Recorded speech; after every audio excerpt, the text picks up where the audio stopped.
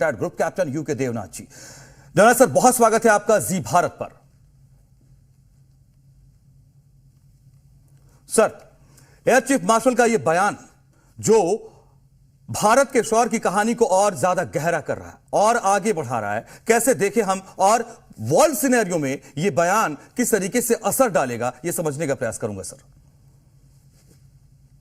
जी हाँ, इसमें कोई शक नहीं है कि चीफ ऑफ एयर स्टाफ का यह बयान कि हमने पाकिस्तान की एयरफोर्स को खासा नुकसान पहुंचाया, खासतौर से उनके फाइटर विमान और अवाक को भी नुकसान पहुंचाया ऑपरेशन सिंदूर के दौरान, इसका बहुत बड़ा टेक्टिकल सिग्निफिकेंस है और स्ट्रेटेजिक सिग्निफिकेंस है। टेक्टिकल सिग्निफिकेंस ये है कि ये दर्शाता है कि हमारे जो जमीन से हवा पे मार करने वाली मिसाइलें थी, खासतौर से S-400, वो बहुत ही कामयाब रही।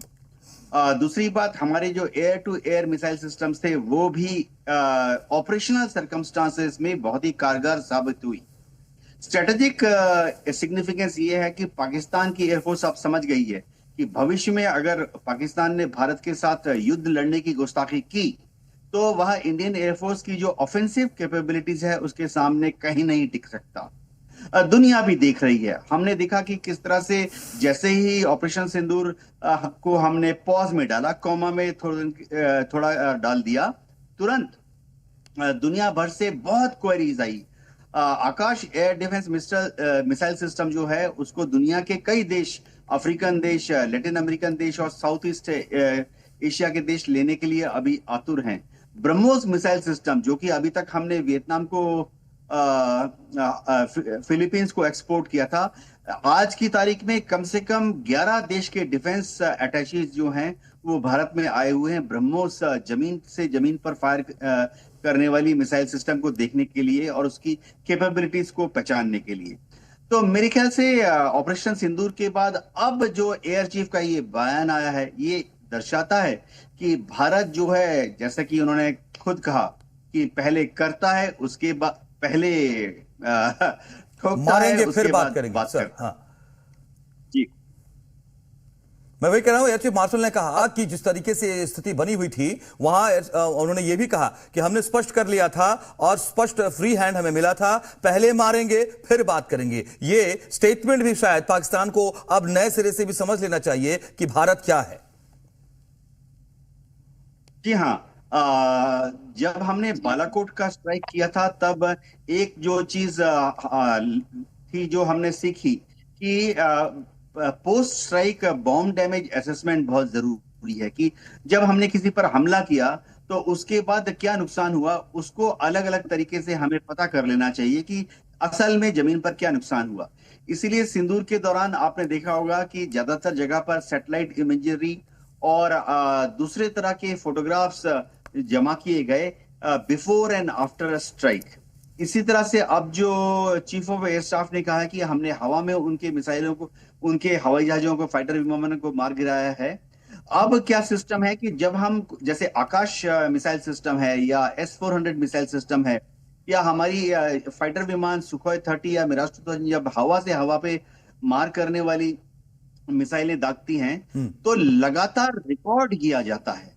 जो फाइटर विमान है उसमें भी एक रेडार होता है। अगर जमीन से एक मिसाइल को लॉन्च किया गया तो जमीन में भी एक मिसाइल होता है, मिसाइल गाइडेंस रेडार।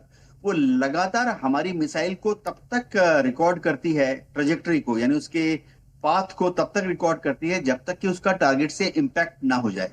तो रेडार के स्क्रीन पे हमें एविडेंस है कि रडार का जो स्क्रीन है उसमें एक शत्रु का जो विमान है उसका एक बिंदु दिखाई दे रहा है, और 18 सेकंड के बाद या 23 सेकंड के बाद जब हमारी मिसाइल ने उसको मार गिराया तो वह दुश्मन का, जो पाकिस्तान एयरफोर्स का जो जहाज का जो बिंदु दिख रहा था रेडार में, वो गायब हो गया।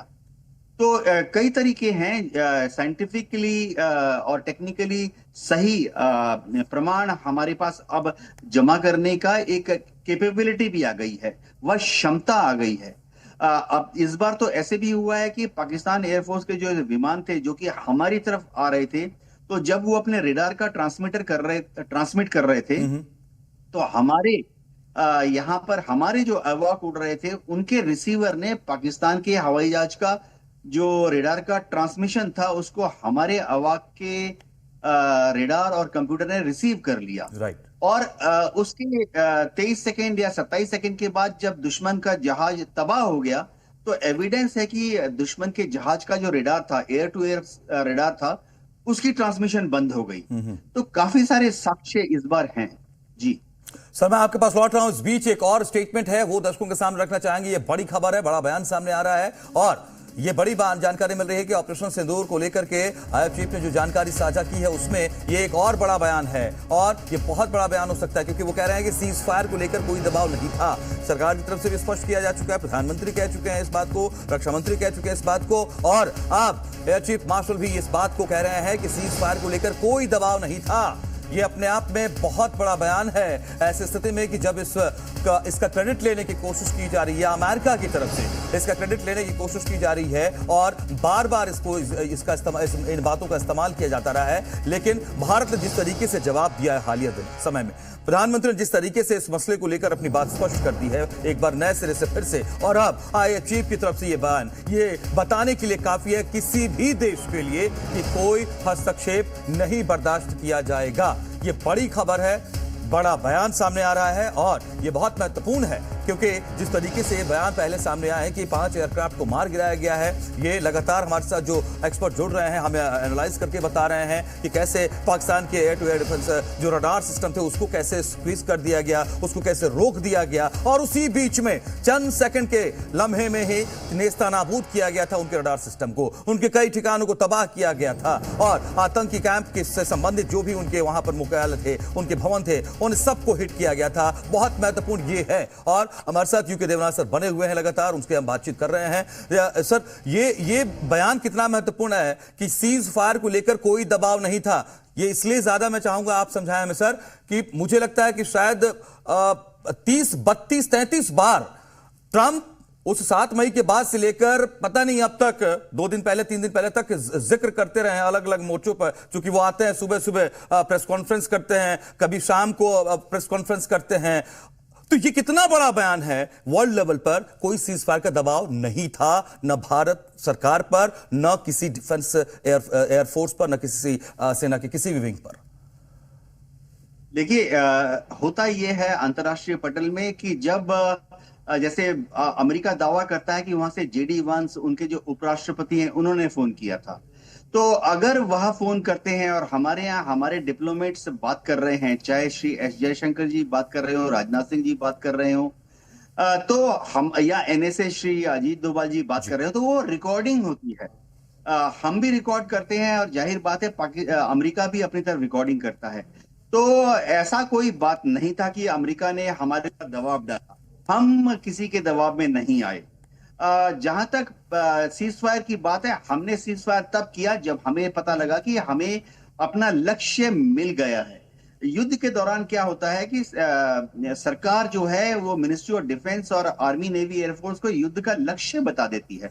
फौजी भाषा में हम कहते हैं प्रिंसिपल ऑफ वॉर में selection and maintenance of aim बहुत जरूरी है, यानी पहले से ही लक्ष्य निर्धारित हो जाने चाहिए और जब लक्ष्य हासिल हो जाते हैं तो युद्ध बंदी हम कर सकते हैं। तो जैसे सबसे पहले तो थी पहलगांव हमले के बाद देश की जनता की बहुत मांग थी कि हम बदला लें, और ये एक बहुत ही जायज मांग थी देश की जनता की, और हमारी सरकार ने देश की जनता की इस इच्छा का सम्मान करते हुए 9 आतंकवादी कैंप्स पर हमला किया। हमारी जो बदला लेने की एम थी, लक्ष्य थे, वो पूरा हुआ। इसके बाद हमने यह भी तय किया कि इस बार पाकिस्तान को एक छोटा सा पाठ पढ़ाना पड़ेगा।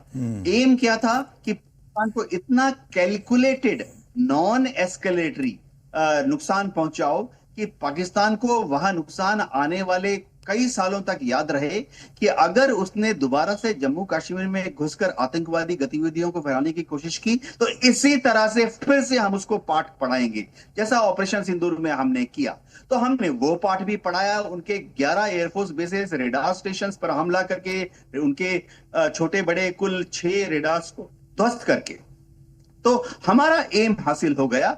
हमने अपनी इच्छा से सीज फायर को पॉज दिया है। दर्शकों को मैं बता दूं, हमने सिर्फ उसको महज कुछ समय के लिए रोका है, ऑपरेशन सिंदूर अभी भी चल रहा है। हमारी फौजें अभी भी मुस्तैदी से डटी हुई हैं, सारी मिसाइलें तैयार खड़ी हैं। अगर पाकिस्तान ने अगर कोई गलती की हमारी तरफ टेढ़ी नजर से देखने के लिए, तो हम ऑपरेशन सिंदूर 2.0 आज इसी घंटे इसी मिनट चालू कर सकते हैं।